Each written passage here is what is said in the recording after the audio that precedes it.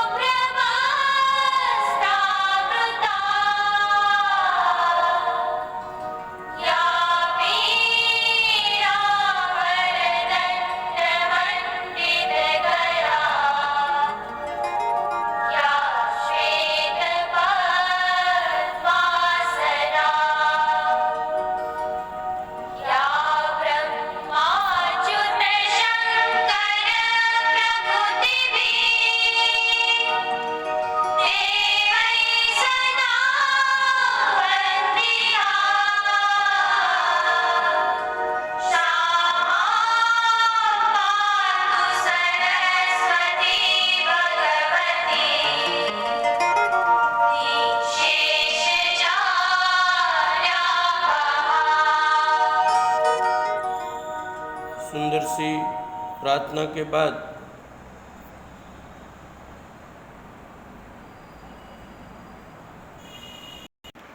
बाद लेसन 9वां जो हम लोगों का रिवीजन के तौर पर चल रहा है, राष्ट्रीय आय। राष्ट्रीय आय के अंतर्गत हम लोगों ने राष्ट्रीय आय का अर्थ देखा। राष्ट्रीय आय के अंतर्गत अलग अलग विद्वानों की परिभाषा को देखी। उसके बाद इसके पहले के वीडियो में हमने राष्ट्रीय आय और राष्ट्रीय उत्पाद दोनों का अर्थघटन समझने का प्रयत्न किया। आगे का टॉपिक आज रिवीजन के तौर पर पेज नंबर 95 पर आप देखो तो है राष्ट्रीय आय का चक्रीय प्रवाह। 11वीं क्लास के अंतर्गत पीछे जो आर्थिक लेसन है उसके अंतर्गत अगर सबसे इम्पोर्टेंट टॉपिक है तो राष्ट्रीय आय का चक्रीय प्रवाह। राष्ट्रीय आय का चक्रीय प्रवाह पढ़ूँ उससे पहले आपको बता दूँ कि सैद्धांतिक रूप से अर्थशास्त्र को 2 भागों में बांटा जाता है। एमसीक्यू उत्तर पूछे, खाली जगह पूछे, या तो आप लोगों को कोई भी प्रकार का वैकल्पिक तौर पर सवाल पूछा जाए कि राष्ट्रीय आय या तो देश के अर्थतंत्र को मुख्य कितने भागों में बांटा जाता है, तो आपका उत्तर रहेगा 2, एक अलिप्त अर्थतंत्र और दूसरा खुला अर्थतंत्र। आय के चक्रीय प्रवाह की बात करूँ उससे पहले आप लोगों को ये दोनों समझना जरूरी है कि अलिप्त अर्थतंत्र अर्थात क्या और खुला अर्थतंत्र अर्थात क्या। तो रिवीजन में पुनः एक बार आप लोगों को इसका अंतर में समझाने का प्रयत्न कर रहा हूँ। यदि आप लोग पेन पेंसिल अपने पास लेकर बैठे हैं तो एक बार मुद्दे को वापस टैली कर सकते हैं। पहले अलिप्त अर्थतंत्र की परिभाषा आप लोगों को दी है कि अलिप्त अर्थतंत्र अर्थात एक ऐसा अर्थतंत्र जिसमें विदेश व्यापार की कोई गणना न हो। मतलब सामान्य रूप से पहला अर्थ परिभाषा का हुआ कि जिस व्यापार में विदेश व्यापार की कोई गणना न हुई हो उसे अलिप्त अर्थतंत्र कहते हैं। जिस आर्थिक व्यवहार में विदेश व्यापार की कोई गणना न हुई हो उसे अलिप्त अर्थतंत्र कहते हैं। उसी क्रम में आपको सामने लिखना है खुले अर्थतंत्र में इसके बिल्कुल अपोजिट कि जिस आर्थिक व्यापारों के अंतर्गत विदेश व्यापार की गणना की जाए उसे खुला अर्थतंत्र कहते हैं। पुनः एक बार, जिसमें विदेश व्यापार की गणना न हुई हो वो अलिप्त अर्थतंत्र और जिसमें विदेश व्यापार की गणना हुई हो वो खुला अर्थतंत्र माना जाता है। दूसरा मुद्दा किताब में नहीं है पर आपको मन से आपको लिखवा दो अलिप्त अर्थतंत्र के अंतर्गत कि अलिप्त अर्थतंत्र का व्यापार एक ही मुद्रा में होता है। अलिप्त अर्थतंत्र की जो गणना है वो एक ही मुद्रा में होती है, मतलब रुपया, डॉलर मतलब डॉलर, और कोई अन्य देश का देव पाउंड मतलब पाउंड। अलिप्त अर्थतंत्र में एक ही प्रकार की मुद्रा के द्वारा होता है। और सामने लिखोगे खुला अर्थतंत्र कि खुला अर्थतंत्र अलग अलग प्रकार की मुद्रा में किया जाता है। नंबर तीसरा, अलिप्त अर्थतंत्र का जो क्षेत्र है वो सीमित है, अर्थात देश की सीमा उनकी मर्यादा है। मतलब तीसरा मुद्दा कि अलिप्त अर्थतंत्र का क्षेत्र सीमित है, जबकि खुले अर्थतंत्र का जो क्षेत्र है वो व्यापक है। कितने कितने मुद्दे हुए? 3, परिभाषा, एक ही मुद्रा और उसका क्षेत्र। चौथा मुद्दा यदि आपको लिखना है तो अलिप्त अर्थतंत्र में आय का चक्रीय प्रवाह अधिक संभव है। अलिप्त अर्थतंत्र में आय का चक्रीय प्रवाह संभव है, खुले अर्थतंत्र में आय के चक्रीय प्रवाह की संभावना बहुत ही कम रहती है। वापस चक्रीय प्रवाह, चौथा मुद्दा कि अलिप्त अर्थतंत्र में आय का चक्रीय प्रवाह संभव है, जबकि खुले अर्थतंत्र में आय का चक्रीय प्रवाह संभव नहीं है, या तो उसकी संभावना बहुत ही कम है। और पांचवा मुद्दा यदि आपको लिखना है तो लिख सकते कि भाई अलिप्त अर्थतंत्र सरल व्यापार पद्धति मानी जाती है। अलिप्त अर्थतंत्र की व्यापार पद्धति कैसी है?